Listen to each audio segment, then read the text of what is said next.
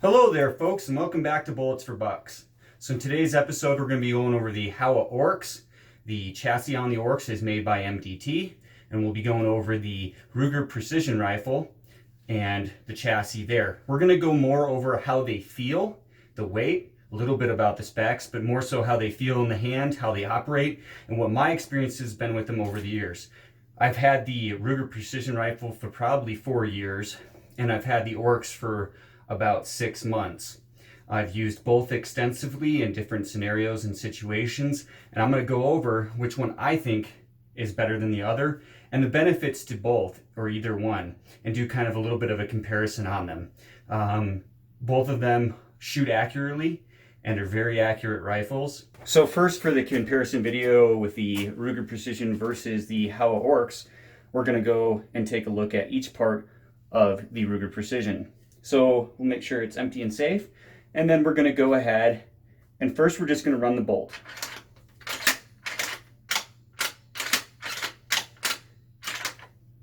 Pretty clanky, kind of loose, a little sloppy, pretty clanky. You can see tons of machining marks on the inside of the receiver and on the bolt itself. Now let's take a look at the Howa Oryx. Much smoother, much more refined feeling. Lock it, unlock it. It's easier, smoother to lock and unlock the bolt.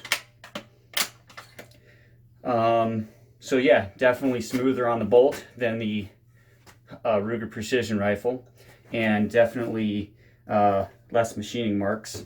You can come in there, look in there. There's a few, but much more refined. Also, we'll take a look at the bolt throw.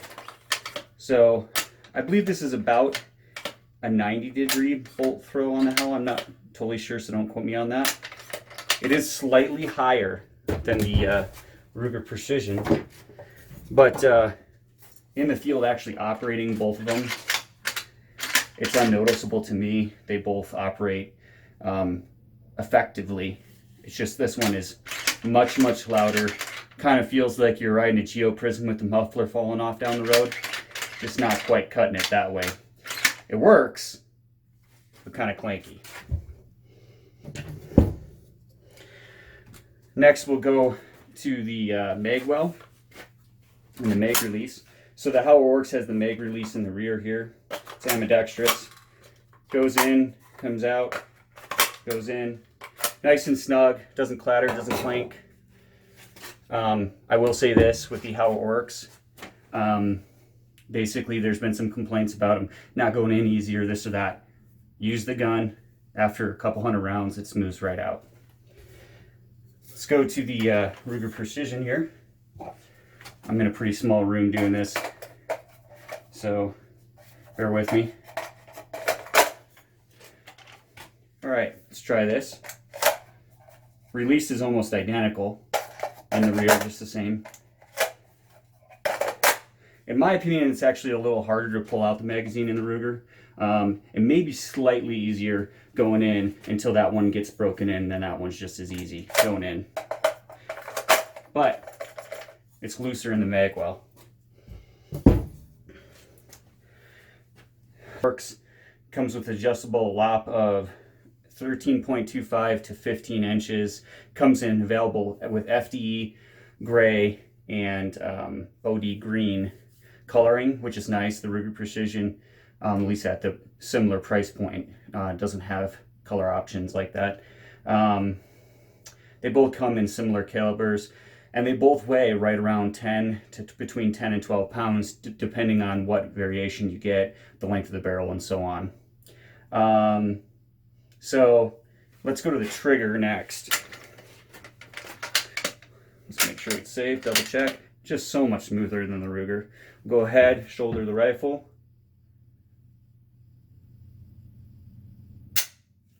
Okay, this is a nice, crisp, hacked two-stage trigger in this gun. And I'll tell you right now, I've used these triggers a lot. There is no second stage creep is what I call it. It's very crisp, very clean, and easily to adjust on your own or to have a professional gunsmith do it. I don't recommend adjusting it on your own. Neither does Howa. Come to the Ruger.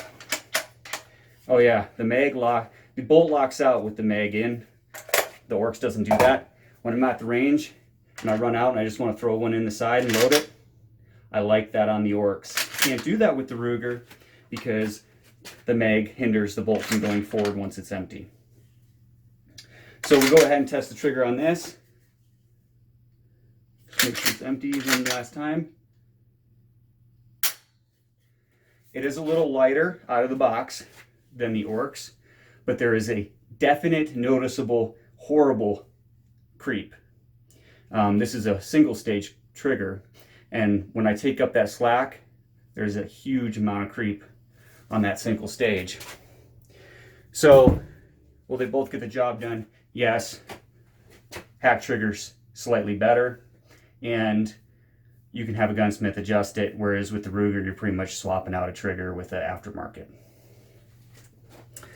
They both have adjustable comb length, or height, excuse me. They both have adjustable comb height. The Ruger does have a folding stock. I will say that's nice, but there's benefits and disadvantages to that. Okay, so basically what I noticed with this one when I shoulder it is it goes very fluid, very sleek, doesn't get caught on stuff in the woods, doesn't get caught on my clothes. It's very simple and effective and sleek. It's not so catchy. It doesn't feel like you have a piece of farm equipment on the end of your gun there. It's not like you're putting up a disc plow to your shoulder. Whereas the other one, though it is collapsible, which is nice, it's clanky, and it's just, I mean, adjusting this thing is kind of a nightmare. It tends to wobble or be loose. It's hard to get in the right position. And this thing in particular with this gap here, and this gap and stuff here gets caught on everything. You can't hardly grab the thing. You get caught on your jacket, you get caught on your shirt, you get caught, it catches everything. So for the range, works all right because it doesn't matter so much. In the field, catches on a lot of stuff. Also, with the Ruger, fold the stock forward. The shroud on the rear here, this one has the aluminum shroud, which is good. Some of them had the plastic, but that's not the problem. The problem is this little Allen key they put in here to do adjustments. Cool idea, but when I run the bolt hard, even after I lock it into place, it comes loose and it snags inside the stock tube here, the buffer tube area. It snags in there, and I've had to actually stop my bolt from being able to go back to reload because it comes loose. That's not great. So we'll come back to the how it works now. So we've gone over the bolt, or excuse me, we've gone over the action a little bit. Like I said, the Howa 1500 action is definitely superior. It's smoother, crisper, quieter, and just more refined. And another thing I noticed when I'm picking up a round out of the magazine, it's much smoother and fluent through this. It doesn't jerk and pull me off my target with the Ruger. Sometimes it's like, ugh, and it doesn't like to pick them up as smooth. Putting this in hand, freehand here, really nicely balanced. Fits really nice. I've used it prone. I've used the Oryx prone on a bench, standing. It's very well balanced and feels really good in the hand. Ruger Precision, not too bad if it wasn't for this thing catching on everything. Really not too much of a difference though, apart from that. We'll go over this. One thing I also like is, I believe the Ruger only comes in 24 and 20 inch barrel versions. The Oryx comes in 26. Now it doesn't come with the muzzle brake, and it doesn't come with the 20 MOA rail. However, if you didn't want to put a rail, or you wanted to change out a rail, it doesn't really matter to me if it comes with a rail. You have to buy your own rail, okay. You have to put your own muzzle brake on, or maybe not, depending if you're in a competition that doesn't allow them. Okay, that's fine. Comes threaded 5/8 by 24, by the way, on the Oryx. However, here's a big one. The contour of the barrel on the Oryx is much heavier. I actually measured them. It's much heavier than the Ruger Precision, so your barrel doesn't heat up as fast. I mean, this is fully monolithic aluminum chassis here, so it's one piece of aluminum from the front to the back. One thing I like about it over the Ruger's multiple pieces, and sometimes those pieces work their way loose, which can cause accuracy problems, or you have to make sure you keep them tight. You don't have to worry about that with this, and I think it also just allows the rifle to be a little bit better balanced in hand. It does come with an M-LOK adapter or rail on the bottom. The Ruger Precision does come with key lock, or at least mine came with a key mod rail on it, or forend, excuse me.